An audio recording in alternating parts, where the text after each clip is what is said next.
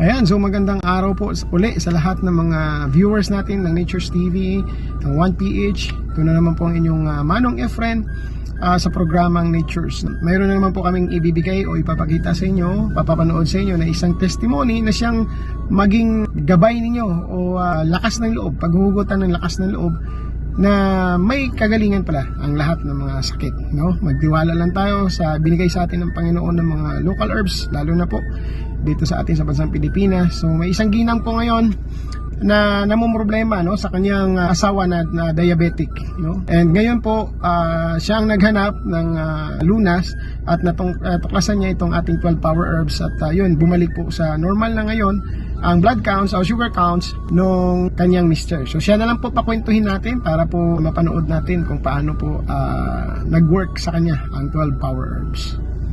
Magandang umaga po. Ako po si Ginang Leonida Mendoza, 67 years old. Nais ko pong mag-share tungkol sa aking karanasan po ng aking asawa tungkol sa 12 power herbs. Na ito po ay malaking naging tulong sa kanya nung siya ay umiinom nito, sapagkat siya ay, ang kanyang sugar po ay umabot po ng 300. Subalit po nung siya ay makapag-inom ng 12 power herbs na namalayan ko na lang po na ito ay malaking kagalingan sa kanyang sugar, sapagkat nung maubos po ito ay akin po siyang pina-blood sugar at ito ay umabot na po ng 80 plus. Kaya salamat po sa 12 power herbs dahil malaki pong naging tulong ito sa aking mister. Maraming salamat po. Ito lamang po at God bless po. So natunghayan ulit ninyo ang isa na namang testimony ni nanay tungkol sa kanyang asawa na may diabetic, no? So napakaganda po pakinggan na mayroon palang kagalingan na hindi mo kailangan ng malaking pera, hindi mo kailangan ng malaking gastusin, no? Sa 12 power herbs, no? Naging normal uli ang kanyang blood sugar ni tatay, ano? Isa na naman patunay po ito na ang mga local herbs natin ay sadyang ibinigay ng Panginoon sa atin na isang patunay na pantay ang ating Panginoon. Maging mahirap o mayaman ka, pwede kang gumamit nito. So hindi kailangan na marami kang pera para gumaling ka sa sakit, no? Importante lang malaman kung paano ang tamang gamit, no? Panoorin din niyo sa Nature's TV kung paano po ninyo ang tamang gamit po, no?